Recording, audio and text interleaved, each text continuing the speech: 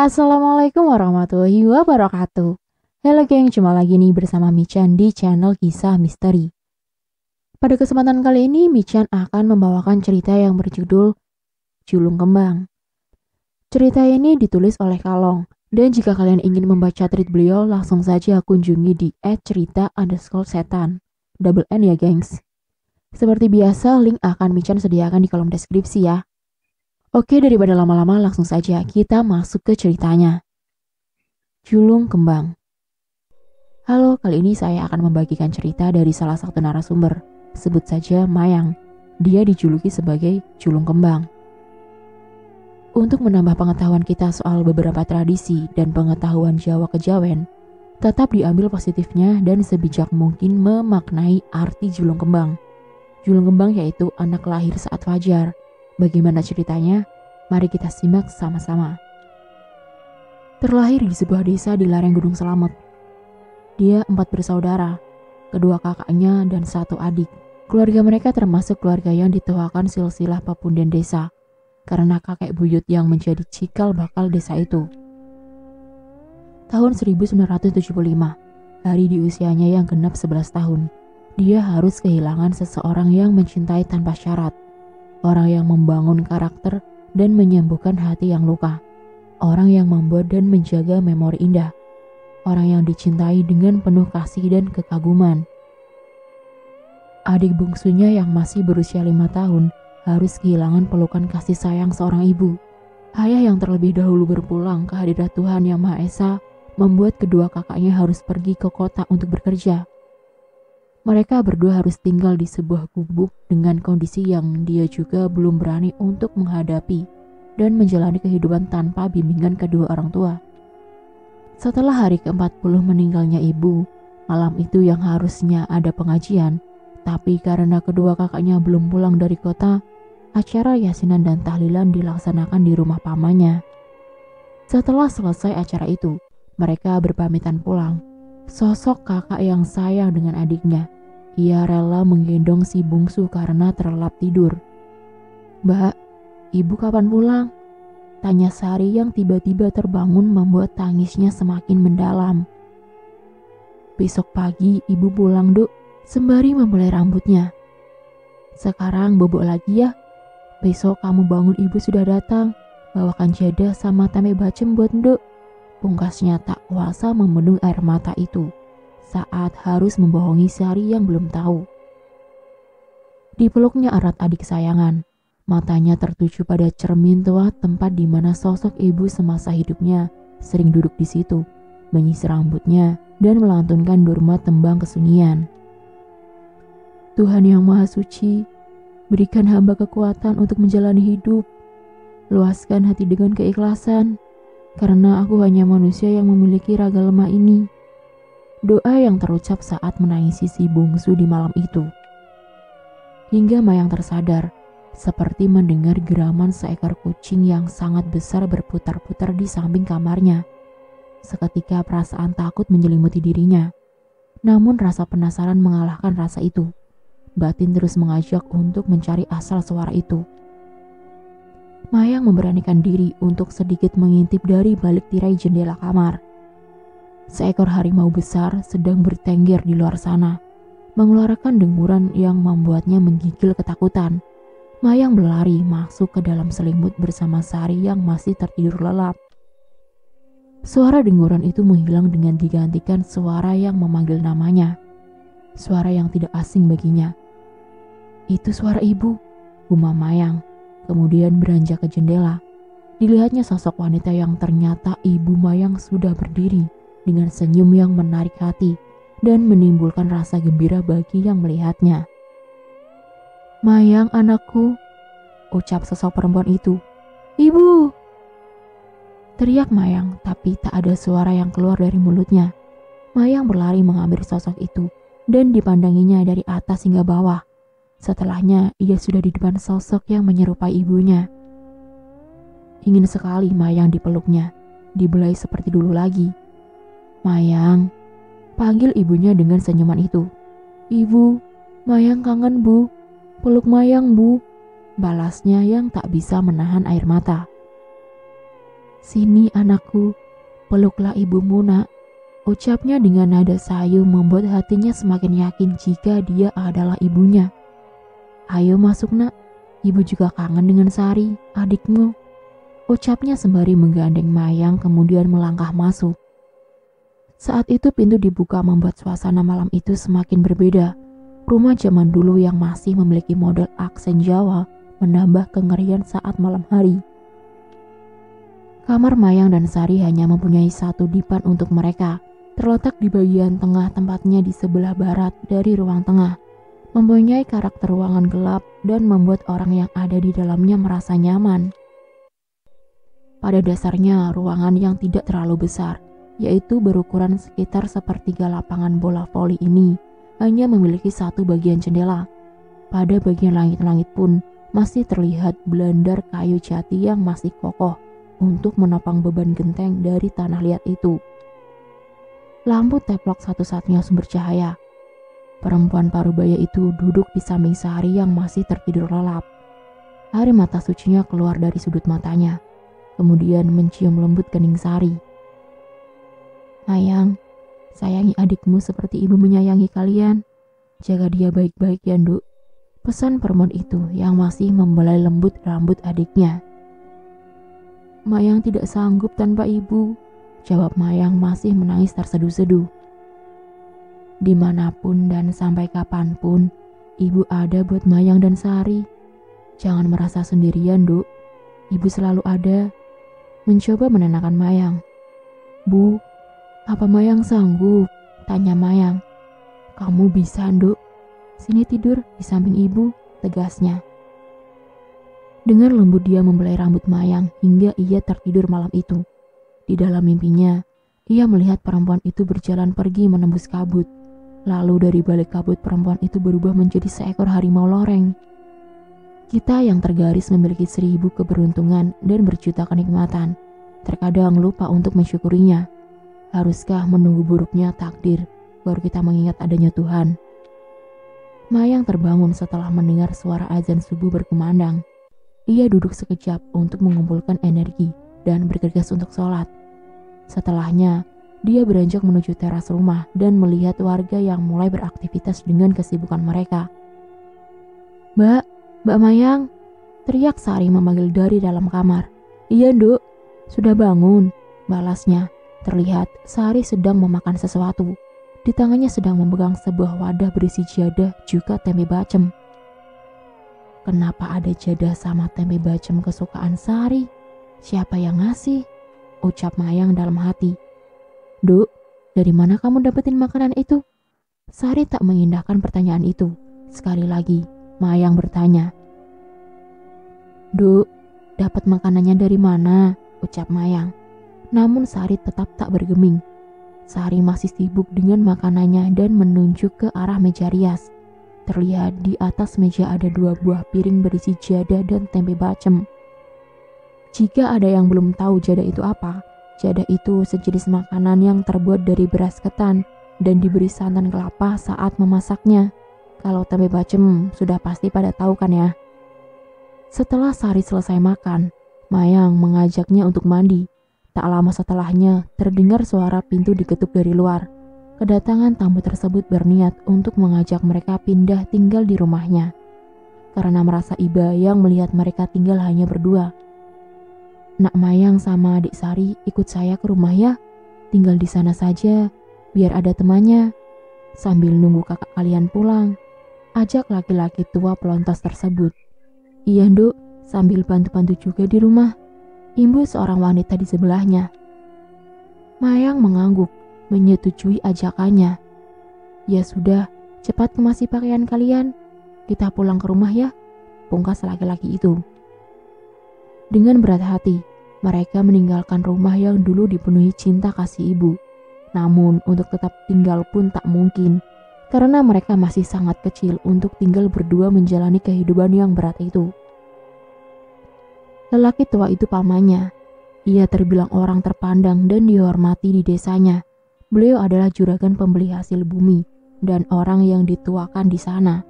Segala perekonomiannya tercukupi, namun berbeda dengan pandangan terhadap istrinya. Beliau dinilai sebagai orang yang sombong, suka memandang rendah kepada yang lain. Wanita itu juga menganggap derajat dirinya lebih tinggi dari yang lain. Setelah kepindahannya, mereka baik-baik saja.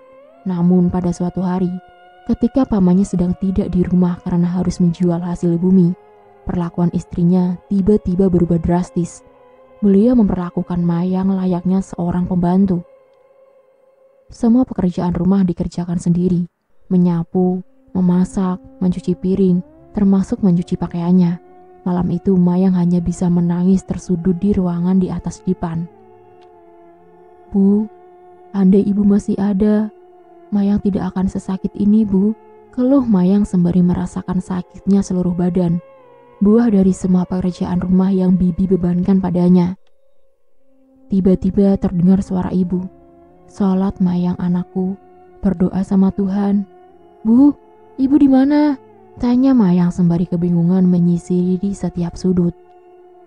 Dilihatnya sekeliling kamar, mencari asal suara tanpa wujud itu dengan meneteskan air mata yang terus berderai.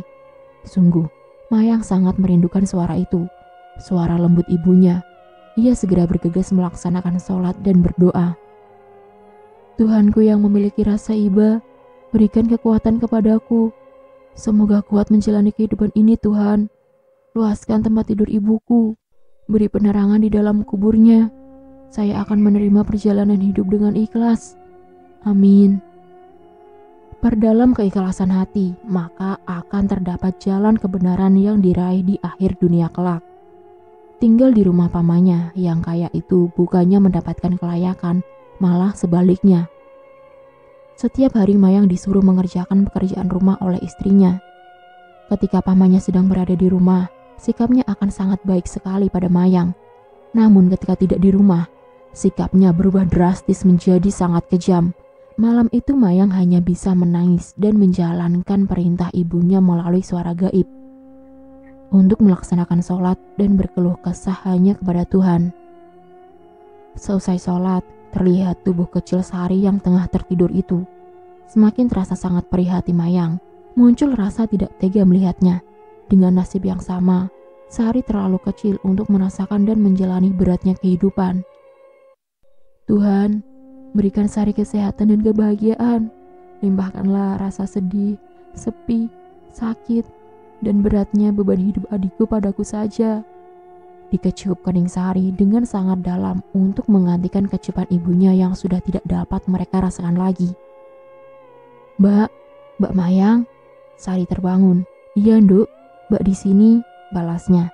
"Mbak, Sari lapar," ungkap Sari menahan perutnya. Maya bingung harus bagaimana.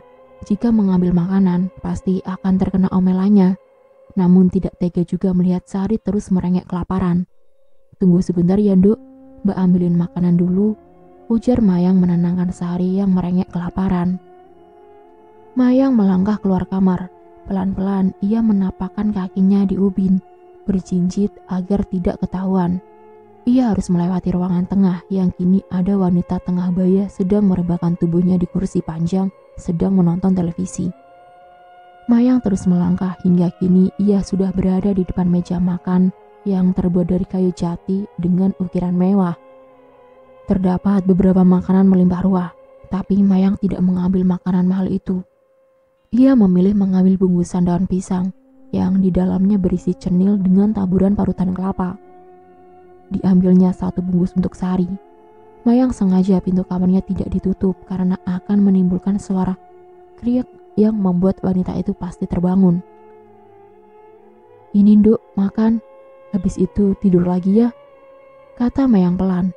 "Iya, Mbak," jawab Sari yang langsung mengambil dan memakan isi bungkusan itu. Dengan lahapnya Sari memakan cenil itu. Mayang berharap jajanan pasar itu dapat mengenyangkan perutnya. Setelah selesai makan, Mayang menceritakan sebuah dongeng hingga ia kembali terlelap tidur. Tak mau ketahuan, Mayang hendak membuat bungkusan jajanan itu keluar rumah. Ia harus kembali melewati ruang tengah dan keluar lewat pintu belakang. Di belakang rumah, ada pekarangan juga kamar mandi yang terpisah. Tiba-tiba angin bertiup. Seketika sekeliling menjadi gelap gulita, tertutup kabut yang cukup tebal. Mayang melihat ada bayangan berbentuk harimau tengah mendekat ke arahnya dengan sorotan mata yang menyala. Semakin dekat bayangan itu, semakin jelas pula terlihat seekor harimau yang sangat besar. "Ngapain kamu di sini?" Suara paman mengejutkannya. Enggak paman, Mayang mau pipis," jawab Mayang berbohong. "Oh, ya sudah sana pipis, paman juga mau pipis," katanya. Mayang mengangguk kemudian bergegas masuk ke dalam kamar mandi dengan masih menggenggam bungkusan daun pisang itu. Setelahnya sebelum memasuki rumah, Mayang mencoba menoleh ke arah sosok harimau tadi berada, namun sudah tak terlihat lagi. "Selamat malam ibu," ucapnya sambil meninggalkan perkarangan dan masuk kembali ke kamar. Sepahit apapun takdir kehidupan, laluilah dengan kesabaran dan keikhlasan, maka Tuhan akan kembali menuntunmu ke dalam takdir yang lebih baik lagi. Jangan memilih jalan yang kelam untuk memudahkan melepas diri dari pahitnya kehidupan. Justru itu akan semakin menjerumuskanmu jauh ke dalam kedukaan abadi. Derai air mata kesedihan menetes akan menjadi butiran-butiran kesucian. Hanya simbuh dalam doa yang menguatkan diri untuk menyemai bilur yang mendera dalam hidup menjadi lukisan kenangan sebuah nafas di akhir senja.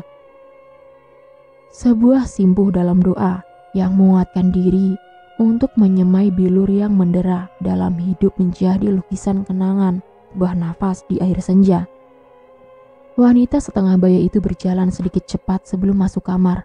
Dia menggedor pintu. "Keluar kalian dari kamar," katanya dengan muka merah padam tersulut amarah.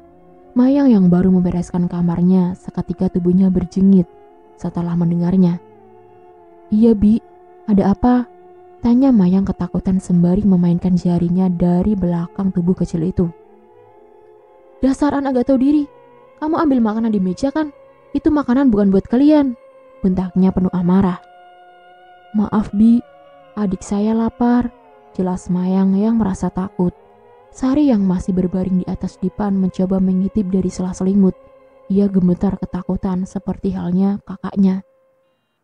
"Sekarang kamu cuci semua baju kotor itu. Ajak juga adikmu itu ke sungai buat mandi.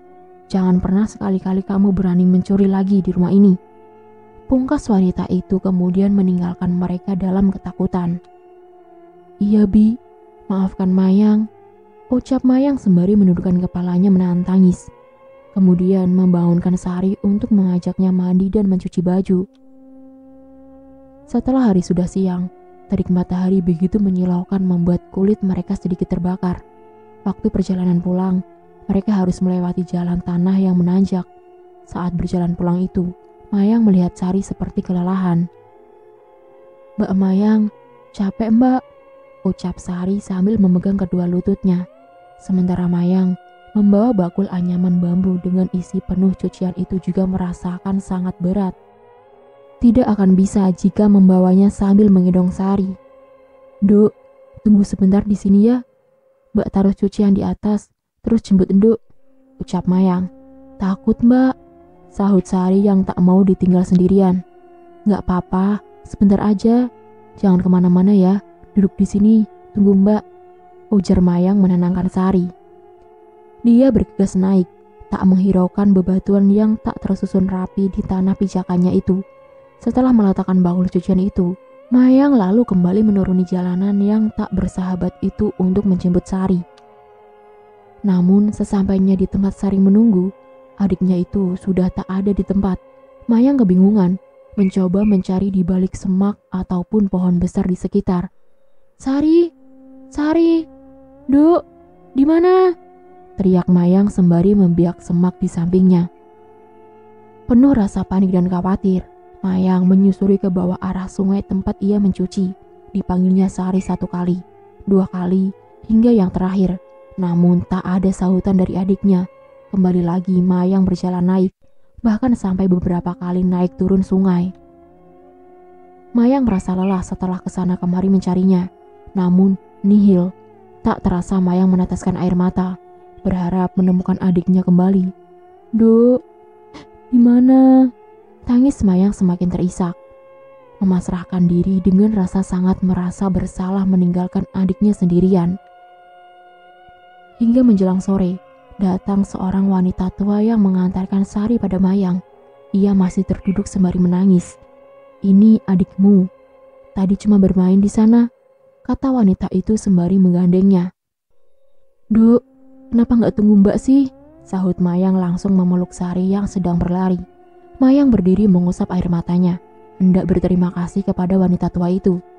"Terima kasih, Bu." Namun wanita itu sudah tak ada di tempatnya.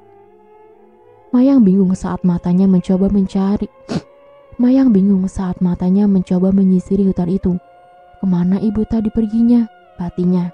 Setiba di rumah, bukannya disambut gembira oleh bibi. Mereka kembali mendapatkan makian. Tiada hari tanpa ocehan sang bibi yang arogan itu. Ia kembali menyuruh Mayang pergi ke sawah untuk mengambil kayu bakar di sana. Sementara letak sawah itu di seberang sungai. Jika datang banjir bandang, yang mengalir bukan hanya air bah, namun bebatuan yang seukuran kerbau pun ikut bergelindingan. Belum lagi hutan tepian sawah yang menambah wingit.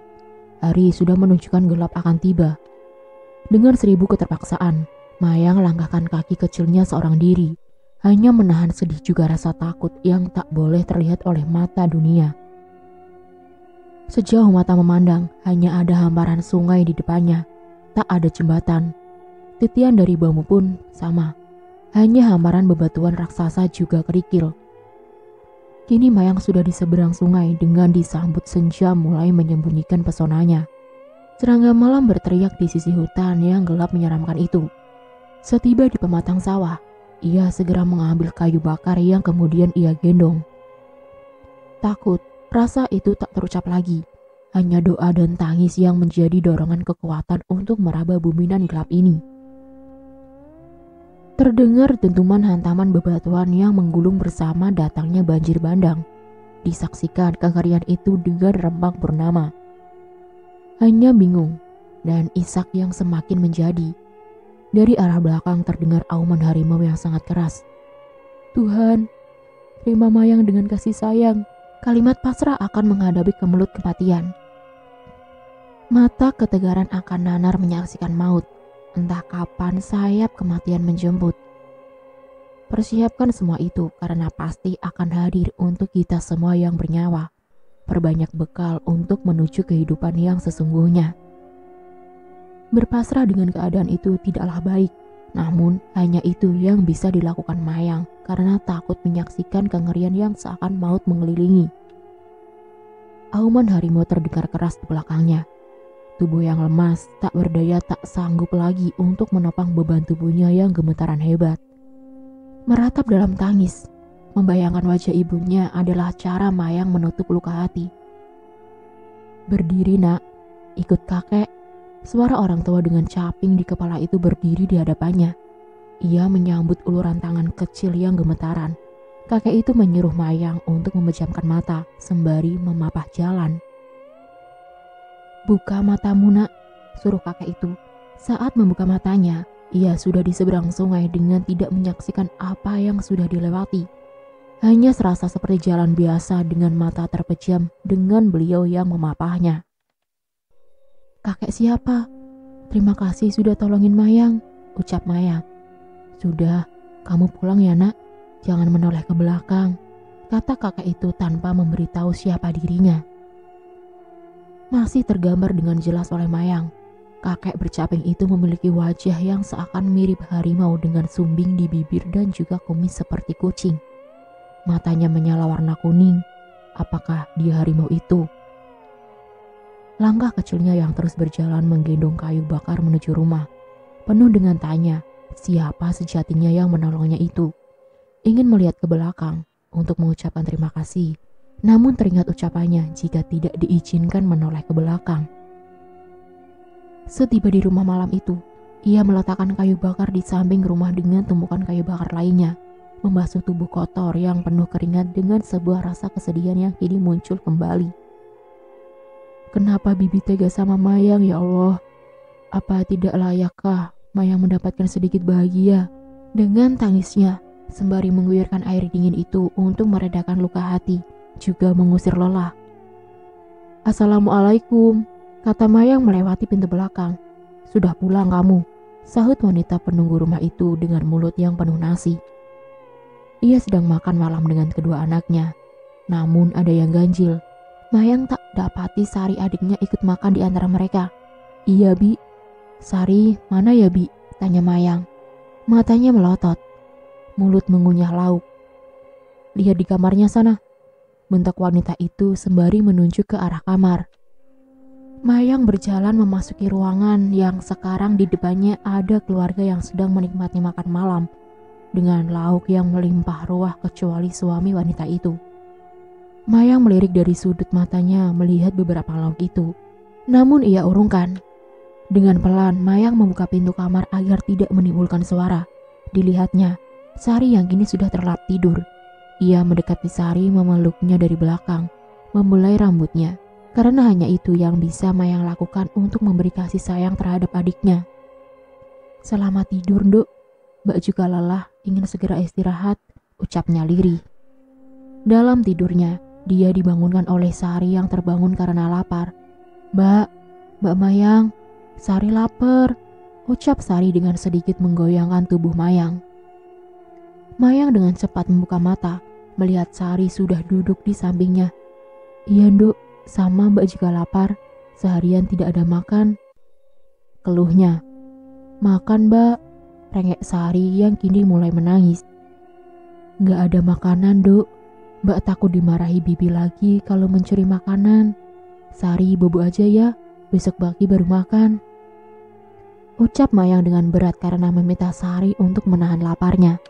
Tapi melihat Sari yang menangis pun tidak tega. Dengan terpaksa Mayang mengambilkan sejumput nasi dengan tempe goreng juga air putih untuk mengganjal perutnya. Ya Allah, kalau Bibi marah karena Mayang mengambil makanan ini, tolong jangan marahi adikku yang belum bisa menahan laparnya. Doanya yang terselip memohon. Melihat Sari yang selesai makan, membuat hatinya tenang. Namun Mayang yang menahan lapar kini hanya bisa memungut butiran nasi yang tercecer di antara piring dan di atas dipan. Setelah terkumpul hanya sebesar kelingkingnya, ia makan untuk mengganjal perutnya yang lapar. Walaupun kurang, namun Mayang tetap bersyukur. Tuhan yang Maha Penyayang, jika hidup ini merupakan garis yang Engkau restui, dengan lilah lahir batin menjalani dengan ikhlas, insan yang dengan sabar meniti jembatan ujian kehidupan, ia adalah insan yang terpilih menjadi penghuni surganya. Sebuah desa di kaki Gunung Selamet pagi ini udara terasa sejuk. Kabut tebal menghampar luas menutupi puncaknya. Bias surya masih belum hadir untuk menghangatkan tubuhnya yang harus terbangun karena demam yang dirasakan. Samar-samar terdengar suara azan berkumandang. Masih dengan kantuk yang memberatkan, Mayang perlahan meninggalkan Sari, bersuci untuk menunaikan sholat subuh yang dulu selalu berdua dengan almarhumah ibu. Kini Mayang seorang diri. Mayang! Mayang! Teriakan seorang wanita terdengar. Dia tertidur setelah beribadah. Dengan cepat, Mayang berlari menghampiri arah suara itu. Pemalas, paman siang ini pulang. Kamu sapu halaman, sebelum paman tiba di rumah semua sudah bersih. Perintah bibinya membentak. Mayang mengangguk tanda setuju. Hei Mayang, lepas dulu mukena itu. Mau nyapu apa sholat? Sudah siang pakai mukena, bentaknya lagi. Ya Bi, Mayang lupa, sahut Mayang gemetaran. Buruan, teriaknya memekik membuat Mayang menciut. Menyapu halaman dengan demam membuatnya tidak nyaman. Beberapa tetangga menyapa sembari berlaru pergi menuju kesibukan mereka masing-masing. Kicau burung dan kokokan ayam jantan meneriakan pagi itu. Ia buang jauh-jauh rasa sakit yang ia derita, berharap akan membuatnya tenang untuk melakukan aktivitas paginya. Namun tiba-tiba tangan Mayang memegangi kepalanya.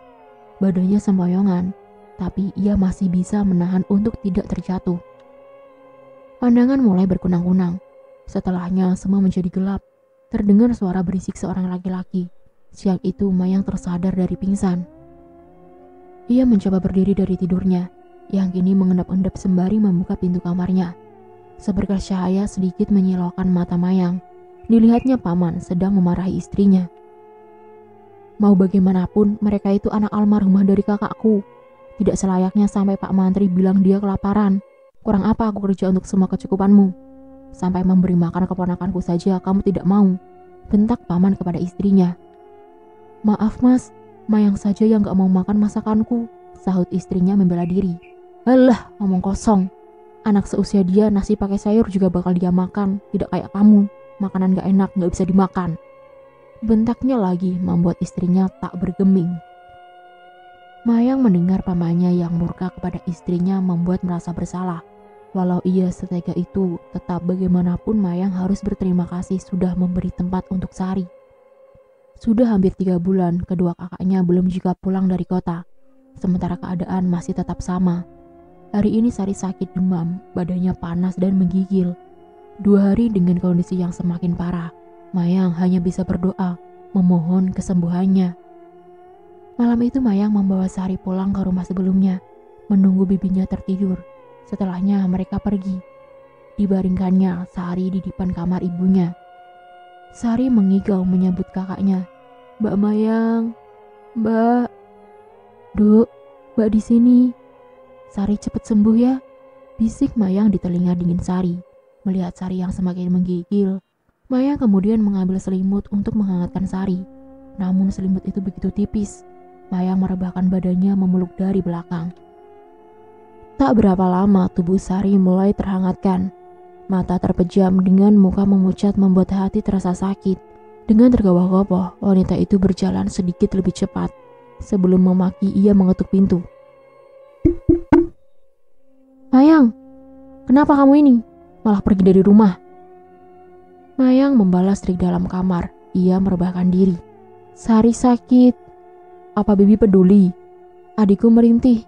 Apa bibi melihatnya? Jelas Mayang yang kemudian membuka pintu dan melihat bibinya melotot. Kamu ini. Seakan kaget dengan ucapan Mayang yang berani menjawab seperti itu. Mayang kenapa Bi?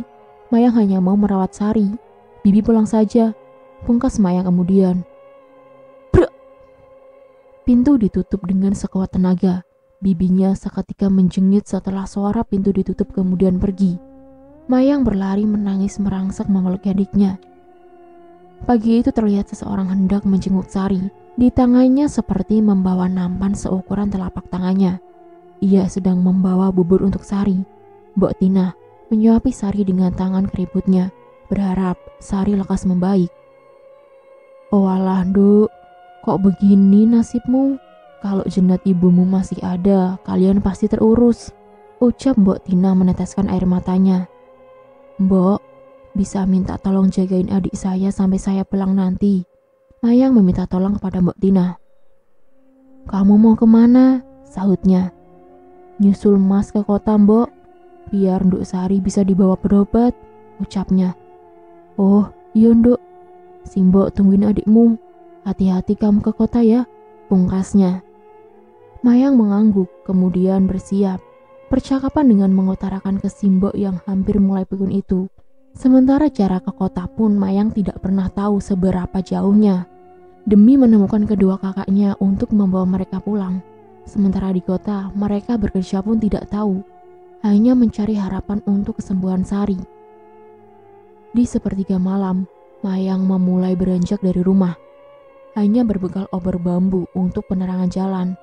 Ia memulai menuruni kaki Gunung Slamet, menembus dingin yang berkabut.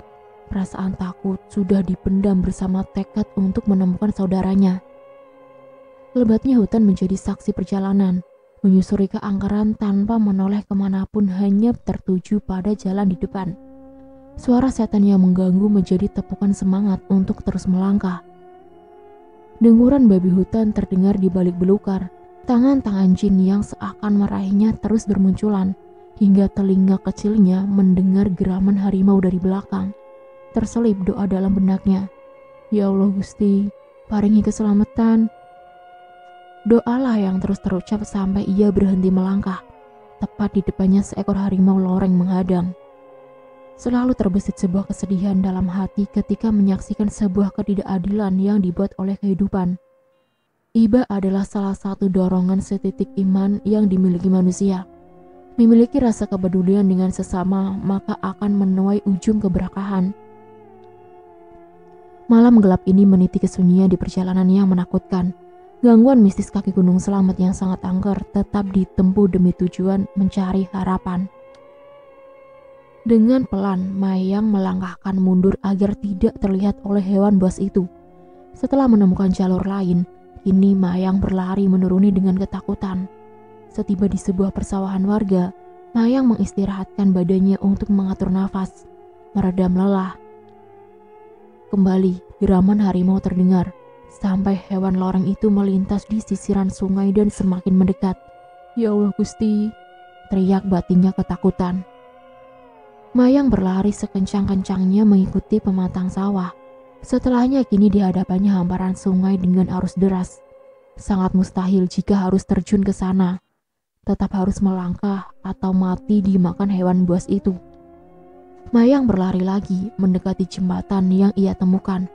Dengan obor yang kini sudah hilang jatuh entah kemana. Hanya mengandalkan tekad, kakinya terus berlari. Terjatuh dan terbangun lagi mencari keselamatan. Agak serasa lega dari kejauhan, jembatan gantung bambu itu sudah terlihat. Tiba-tiba ia mendengar teriakan yang memekik telinga. "Ah!" Seperti teriakan seorang bocah membuat malam semakin menakutkan.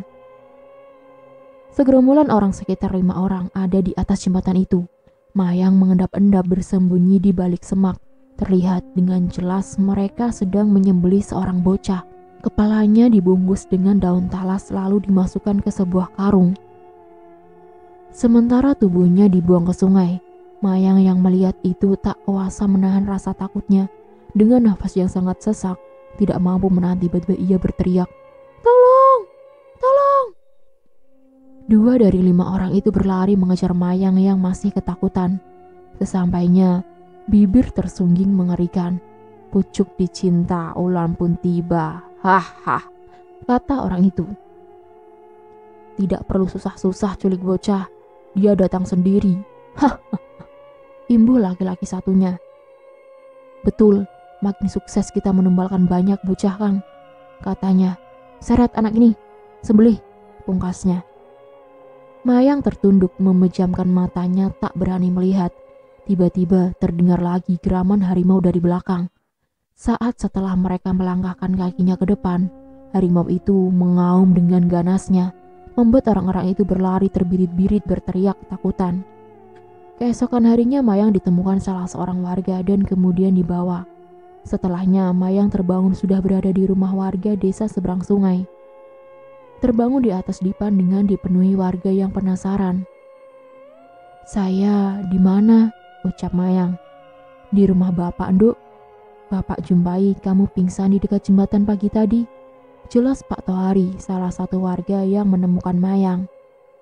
Singkat cerita, kabar ditemukannya Mayang oleh warga sampai ke telinga keluarga pamannya, yang akhirnya mereka mendatangi dan menjemput untuk dibawa pulang.